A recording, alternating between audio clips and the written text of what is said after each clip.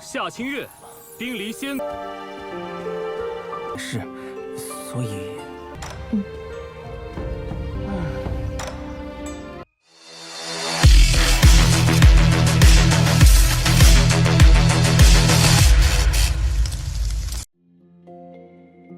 ，Halo semuanya, selamat datang di Ruang Sinema. Bagaimana kabar kalian semua? Semoga selalu sehat dan baik-baik saja. Sesuai jadwal, jadi pada hari ini kita akan kembali melanjutkan series Donghua Against the Gods season kedua, episode terbarunya, yang mana ini adalah episode yang ke-20-nya. Tanpa berlama-lama, langsung saja kita mulai alur ceritanya. Lin Tian sudah menyiapkan serangan besar untuk bisa menghabisi Yunja, di mana serangan yang dia bentuk saat ini sangatlah besar. Lin Ji pun datang untuk bisa menghentikan tindakan kakeknya, tapi Lin Tian tidaklah menanggapinya, dan saat jugalah serangan itu menghantam Yunja. Untung saja Yunja masihlah dapat bertahan, tapi serangan itu belum berhenti. Ia terus-menerus memperkuat serangan hingga akhirnya pertahanan Yunja pun hancur. Kini serangan itu tinggal menghantamnya saja. Untung saja di detik-detik terakhir bantuan datang menyelamatkannya, di mana itu adalah Xia Xingyu. Kedatangan kemari tentu saja membuat Yunja terkejut, begitu pula dengan yang lain. Lin Tian sendiri sudahlah mendengar kalau Istana Dewa Bingyun memiliki murid yang sangat berbakat. Usianya bahkan belum 20 tahun, tapi sudah berada di alam wangsuan tingkat 2. Lin Tian ingin tahu apakah alasannya melindungi Yunja karena keinginan pribadi atau kehendak dari Istana Dewa Bingyun. Semua itu adalah kehendak dari Xia Xingyu sendiri dan juga kehendak dari sekte mereka. Lin Ji kembali meminta kakeknya berhenti karena dia bisa menjamin kalau Yunja merupakan orang yang baik. Meskipun cucunya sudah memohon, tapi kejahatan yang Yunja perbuat sangatlah besar. Lin Tian taklah bisa membiarkan hal itu. Karena dia sudah membuat keputusan, maka Xia Xingyu akan memberikan perlawanan kepadanya. Serangan cepat langsung saja tertuju kepadanya. Lin Tian masih dapat menahan hal itu dan dia juga memuji Istana Bingyun karena memiliki pewaris sehebat Xia Xingyu. Tapi bukan berarti dia lebih kuat dari dirinya. Pasalnya Xia Xingyu masih jauh dari tingkat niat pedang segel es dan tingkatan jiwa yang legendaris. Xia Xingyu sadar ia masihlah belum cukup untuk bisa mengalahkan Lin Tian. Karena itulah dia meminta Yunja untuk segera pergi. Pergerakan cepat langsung saja Xia Xingyu lakukan untuk bisa menahan Lin Tian. Saat mereka ini berduel, Yunja taklah bisa berbuat apa-apa. Pasalnya kekuatan gaib miliknya sudah habis terkuras. Molly memintanya untuk segera pergi karena Lin Tian tidak akan menghabisi Xia Xingyu. Tapi Yunja tidak ingin meninggalkan Xia Xingyu. Ia kembali mengeluarkan pagoda sucinya untuk bisa memulihkan diri. Sementara itu dalam pertarungan ini, serangan Lin Tian telah berhasil mementalkan Xia Xingyu. Ia juga menyadari apa yang sedang Yunja lakukan. Serangan pun kembali dia berikan kepadanya. Tapi hal tersebut tidak akan pernah dibiarkan oleh Xia Xingyu. Ia pun berhasil menahan serangannya. Lin Tian agak panik karena jika sampai Yunja bekerjasama dengan Xia Xingyu, maka dia ini akan kesulitan untuk menghabisinya. Karena sudah seperti ini, Lin Tian pun mengeluarkan teknik terakhir kepadanya, di mana sebuah pedang besar pun keluar dari langit. Di mana sepertinya teknik itu jauh lebih kuat daripada teknik-teknik sebelumnya. Sementara Yunja sendiri masihlah memulihkan lukanya. Karena itulah Xia Xingyu melakukan pergerakan lebih dahulu untuk bisa menahan pedang itu. Teknik Sakti Bingyun langsung saja dia gunakan. Ini merupakan formasi pertahanan terkuat yang bisa dia bentuk saat ini. Serangan Lin Tian langsung saja menghantam hal tersebut. Namun ini jauh lebih kuat dari perkiraan Xia Xingyu. Alhasil malah dia yang sekarang dalam bahaya. Yunja bergerak dengan cepat untuk bisa melindunginya. Yunja ini telah berhasil menahan serangan Lin Tian.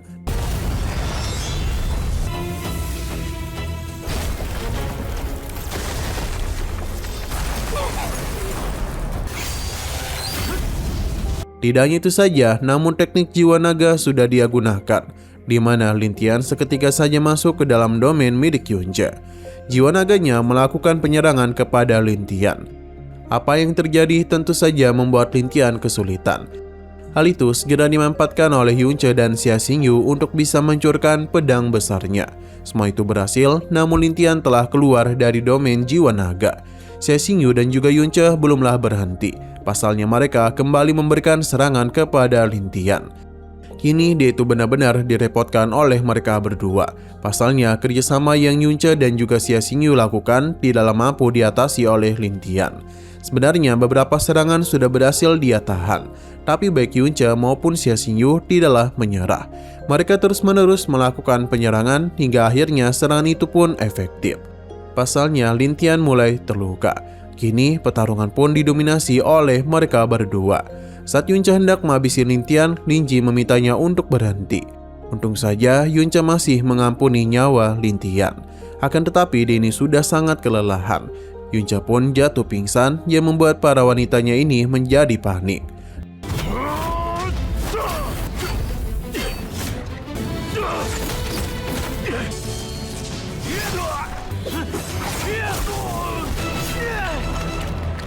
Tak lama kemudian Yunce akhirnya sadarkan diri juga. Xia Xingyu memberitahunya kalau Lin Tian sudahlah mundur dan mengumumkan ke seluruh kerajaan Changfeng kalau gelar nomor 1 Changfeng akan diwariskannya kepada Yunce. Yunce sendiri tidaklah terlalu memikirkan hal itu. Ia juga berterima kasih kepada Xia Xingyu.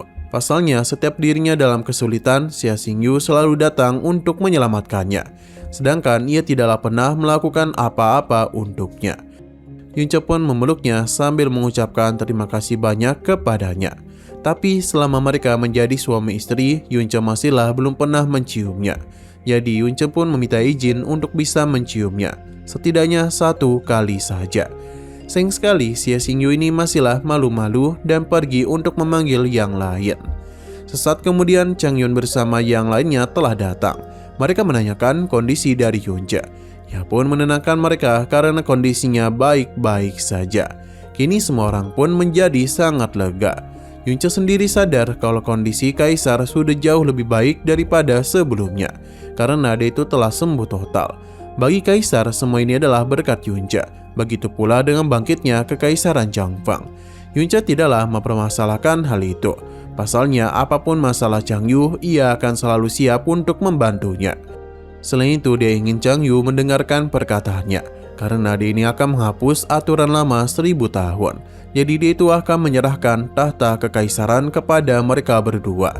Ini tentu saja mengejutkan mereka semua. Pasalnya Kaisar adalah penguasa yang dihormati oleh seluruh penduduk. Chang Yu sendiri bersedia untuk membantu ayahnya. Namun memegang tahta kekaisaran terlalu berat untuknya. Bagi Kaisar, Yunce dan juga Chang Yu sangatlah pantas untuk menerima posisi tersebut. Pasalnya mereka sudah melewati segala rintangan untuk sampai ke tahap ini. Kaisar pun berbicara kepada Yunce. Meskipun kekacauan di dalam Changfeng sudah disingkirkan, tapi ancaman dari luar tidaklah berhenti. Jadi dia itu ingin menyerahkan Changfeng dan Chang Yu kepadanya.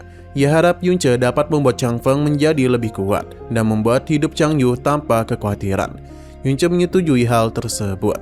Ia berjanji Changfeng dan Chang Yu akan tetap aman. Mendengar hal tersebut membuat Kaisar senang. Sementara itu, Xia Xingyu memilih untuk pergi dari tempat itu. Selain itu, dia juga mendengar kalau Xiaolei senang karena memiliki hubungan dengan keluarga kerajaan. Yang berarti kalau hubungan mereka berdua akan menjadi jauh lebih dalam. 云彻付给你，希望你能让内忧虽除，但放心，从现在开始，萧老弟，他俩想不着我萧家。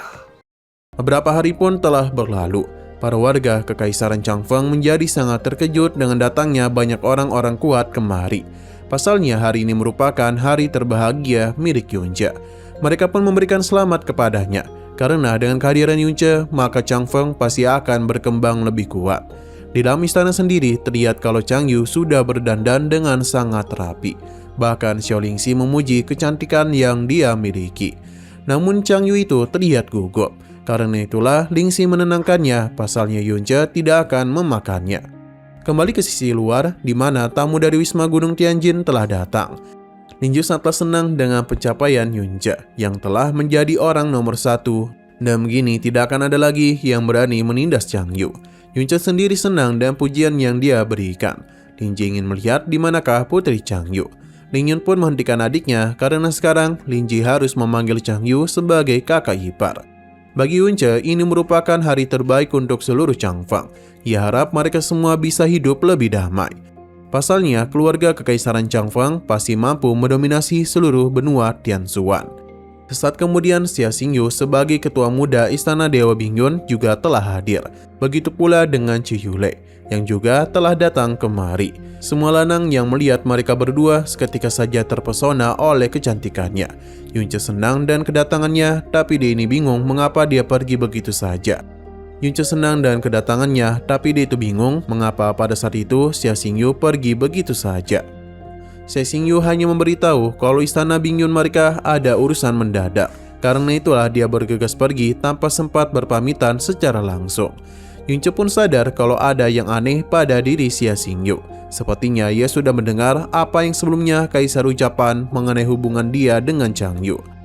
Chu Yulei menyadarkan Yunce mengenai acara apa hari ini. Pasalnya mereka kemari adalah untuk memberikan selamat atas pernikahan mereka. Jadi lebih baik dia itu jaga sikap. Mendengar perkataannya membuat Yunce sadar kalau Xia Xingyu tidaklah suka dan apa yang terjadi pada hari ini. Sementara itu, Lin Yun tidak bisa melepaskan pandangannya kepada Xia Xingyu. Padahal sebelumnya dia ini sudah ditolak. Xia Qingyu, Ding Li Xian 是，所以，便入座吧。 Sesaat kemudian, Xiao Yucheng pun datang dan segera menyentuh tangan Yunce. Ia teruslah memberikan selamat kepadanya dan juga berbagai pujian. Ia tidaklah pernah melepaskan tangan Yunce meskipun terlihat Yunce berusaha untuk menjauhkannya. Sejak ia melihat Yunce dalam kompetisi sebelumnya, Xiao Yucheng sudah sangat yakin kalau Yunce merupakan naga di antara para manusia. Bahkan dalam waktu kurang dari 2 tahun saja, dia sudah berhasil menjadi orang nomor 1 di Changfeng. Yunce tetaplah rendah hati, karena dia hanyalah manusia biasa. Terlebih lagi jika di hadapan mutiara pemusnah langit milik ketua sekte Xiao. Xiao Jutian pun agak panik karena Yunce masihlah mengingat tentang serangan yang ayahnya lakukan kepadanya. Bahkan Yunce itu berjanji akan datang ke sekte Xiao untuk berterima kasih kepada ketua agung atas serangan mutiara pemusnah langitnya. Xiao Jutian meminta maaf karena ayahnya telah ditipu oleh Fen Yizhu. Ia bahkan sudah sangat menyesal atas apa yang terjadi sebelumnya. Ia pun memberikan 15 kg kristal ungu dan 10 kg giok suan putih untuk meminta maaf atas kejadian sebelumnya. Molly sangatlah senang karena hadiah yang Xiao Jutian berikan sangatlah banyak. Begitu pula dengan Yunce. Semua ini merupakan ketulusan dan ganti rugi atas apa yang telah ayahnya lakukan kepada Yunce. Tapi ternyata Yunce masihlah belum puas. Ia pun menanyakan kabar dari Xiao Guangyun, di mana ia sangatlah merindukannya. Xiao Jutian sudahlah tahu masalah di antara mereka. Karena itulah pulang dari tempat ini dia akan menghukumnya. Yunce merasa lebih baik dia itu menghukum Xiao Guangyun sekarang. Berhubung keluarga Xiao tidak bermusuhan dan Yunce, dia pun meminta Guangyun untuk segera menghadap dirinya. Di mana Guangyun terlihat sangatlah takut sebab dia itu tidak ingin dihukum oleh Yunce. Terlebih lagi saat menatap matanya saja, ia seketika saja ketakutan.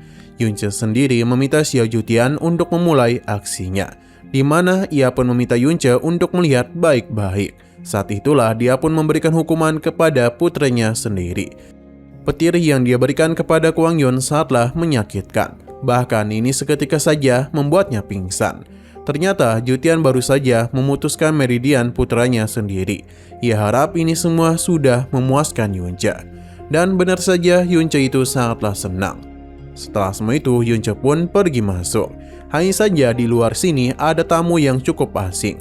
Namun sayang sekali wajahnya tidaklah diperlihatkan. 兄发生了一些过节， 赶早不如赶巧。 看好了。 Dan sayang sekali lagi seru-serunya episode pada hari ini haruslah bersambung. Namun sebelum kita akhiri, seperti biasa kita akan melihat preview bagian selanjutnya. Di sini semua orang pun melihat Chang Yu yang telah mengenakan pakaian pengantin. Yunce benar-benar terpesona oleh kecantikan yang dia miliki. Namun saat itulah pria yang sebelumnya kita lihat mulai menampakkan wujudnya. Yunce mengenali mereka karena orang-orang itu berasal dari sekte Dewa Ponik dengan warisan garis darah 1000 tahun. Namun kekuatan yang mereka miliki tidaklah membuatnya takut. Alhasil karena merasa diremehkan, pria ini pun akan menunjukkan seberapa hebat kekuatan Ponik miliknya. 时已到，有有请新人。在下此次前不过如此。 Oke, sekian dulu pada video kali ini. Untuk video selanjutnya akan segera hadir. Jadi bagi kalian yang mengikuti series ini, langsung saja klik subscribe dan aktifkan loncengnya. Terima kasih yang sudah menonton video sampai habis. Jika kalian suka pada video ini, klik like dan share ke teman-teman kalian tentang channel ini. Dan ditunggu aja kelanjutannya. Oke, sampai jumpa di video selanjutnya.